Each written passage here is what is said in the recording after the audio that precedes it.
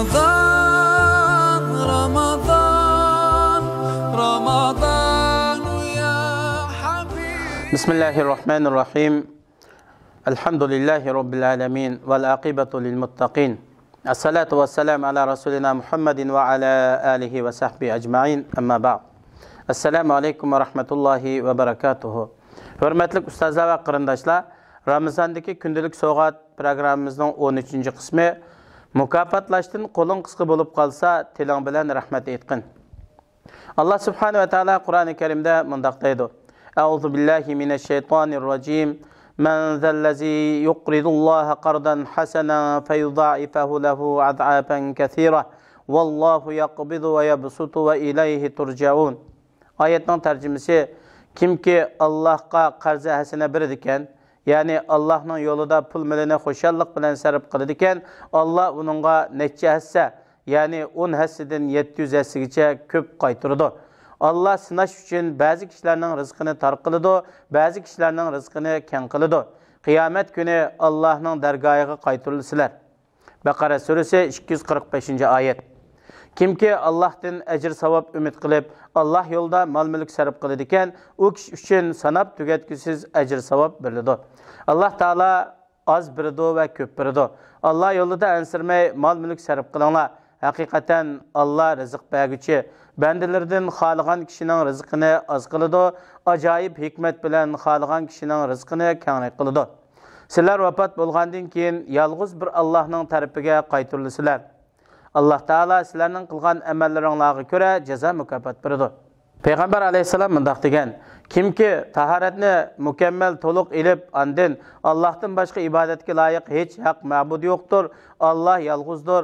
Allohning hech sherigi yo'qdir. Haqiqatan Muhammad alayhisalom Allohning bandasi va elchisidir. Ey Allah, meni tövbe qilguvchilardan va pok bo'lguvchilardan qilsizlar deb duo qilsa, u kishi uchun 8 jannatning eshiklari ochiladi. O eshiklarning qaysidan xolisa shuningdan jannatga kiradi. Sahih hadis. Hikoya. Bu yashinib qolganligiga qaramay tirishchanlik bilan ziroat terib, ishida utuq qozongan dehqon to'g'risida. Bir kuni bir dehqon kishilarning olmos izlash uchun safarga manganligini, olmosni topgan kishining bak boy bo'lib ketadiganligini anglabdi. Shuning bilan dehqon bu fikrga qiziqib, zaminlarni setib, olmos izlash uchun yo'lga chiqibdi. Dehqon 13 yillik hayotini olmos izlash bilan o'tkazibdi. Lekin uning barliq urinishlari natijasiz bo'libdi. Hech narsa topolmay, orzusini amalga oshira olmay, umidsizlikka yuzlanibdi. Oxirida biliqlarga yem bo'lish uchun o'zini dengizga tashlab, hayotini oxirlashtiribdi. U dehqondan yerni setib olgan ikkinchi dehqon bo'lsa, nihoyat tirishchanlik bilan tirikchilik qilibdi. Itiz atrofidagi o't-cho'p tikanlarni yulib, o'rniga yangi ko'chatlarni tikibdi. Qisqa vaqtdan keyin bu itizlar u tavallikdagi eng mo'l hosil oladigan itizlikqa aylanibdi. Kunlardan bir kuni dehqon itizlikda ishlayotsa, ko'ziga bir narsaning sho'lisi tushibdi. Uni ko'lab elib qarasa, u kichik bir parcha olmos ekan. Shuning bilan dehqon texmi qiziqib, olmos topgan yerni ko'lashga boshlabdi. U yerdan ikkinchi va uchinchi olmos parchalari tepdi. Tuyuqsiz bu itizlikning ostidan bir olmos kan tepilibdi. Bu hikoyadan oldigan foydamiz, baxt saodat sizga bek yaqin.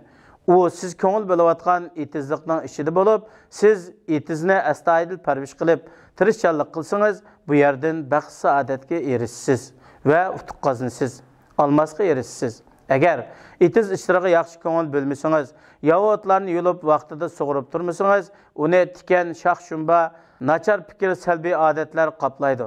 Agar siz bu nachar fikr va salbiy odatlarni qo'mirib tashlab, uning o'rniga yangi ijobiy fikrlarni qo'ymasangiz, u sizning baxt saodatingizga va hayot yo'lingizga ta'sir ko'rsatadi. Hikmat. Mukofotlashdan qo'ling qisqa bo'lib qolsa, tiling bilan bo'lsa-mu rahmat aytqin. Duo. Parvardigorim, meni va bir qism avlodimni namozni ado qilg'uchi qilgin. Parvardigorimiz duoyimizni qabul qilgin. Fikr. Ramazonga va ibodatga aloqador bo'lgan hisoblaringizni tekshirib biqing. Ramazon oyi yerim bo'lg'ili az qoldi. Biz to'g'ri yo'nalishda va talab qilingan suratda ketyapmizmi? Rabbimiz bizni bu oyda ro'zi ibodatlari qabul bo'lgan, xatolikları afu qilingan bandalarning jumlasidan qilsizlar. Amin. Vassalamu alaykum va rahmatullohi va barakatuh.